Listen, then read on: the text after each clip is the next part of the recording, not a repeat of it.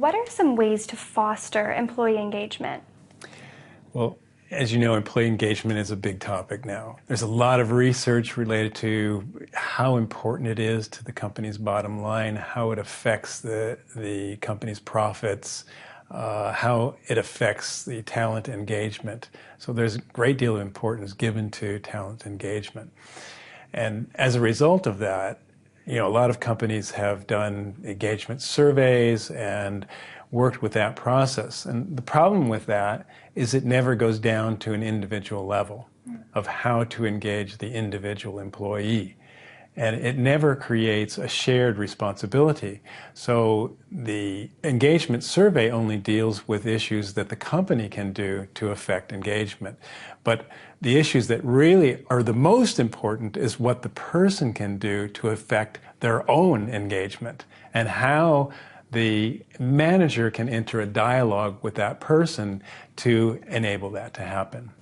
And have you found some ways to get the person to tap into that desire?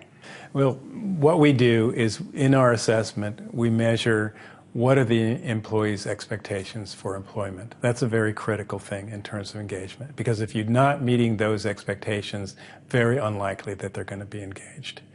The other thing is we measure their interests. Do their interests fit the job that they're in? You can imagine, if you're not interested in your job, can I get you engaged? Very unlikely that I can do that. Or if you don't like the tasks that you're doing, can I get you engaged in the job? Not likely, no matter what I do. I can pay you more, I can do a lot of other things, but I can't really help you to get engaged. Or if you don't have the types of motivation that are necessary for related to a particular job, it's very, very, very difficult. So to really understand engagement, we need to understand it on an individual level. So what are the person's expectations? What are their engagement factors in terms of their interests, their task preferences, and do their behaviors fit their expectations? And that's a very critical element. In other words, I may have expectations, but my behaviors may prevent me from fulfilling my own expectations. And therefore, I need some way to look at that and help to actually come to terms with my own expectations.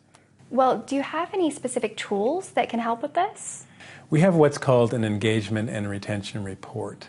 And this report looks at 8 key areas of engagement, where we really understand the person's expectations in relationship to their behaviors.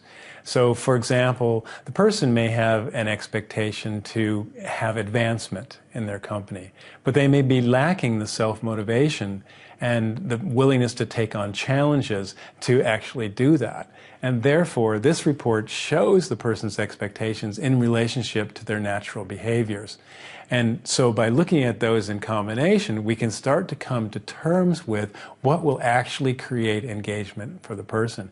And we have a short training course for managers who are able to read these reports and are able to then say, enter discussions with their employees, which will then create a shared responsibility for engagement. Because engagement doesn't happen, it can't be bestowed on somebody. Engagement comes from within the person. And only when managers are able to enter in that kind of dialogue are we able to see a real change in engagement that's not just a superficial change. And do you offer that same analysis for groups? Yes, we do. We look at the same behaviors, the same expectations, but we can look at it on a group level. And that can give the organization ideas, strategies to how to approach groups. You can do it for the entire organization, you can do it for divisions, you can do it for branches or small teams. And that helps the organization understand how do we implement engagement on an organizational level? What kinds of things should we be offering, discussing, etc.? And that's far, far less expensive, actually, than doing an engagement survey.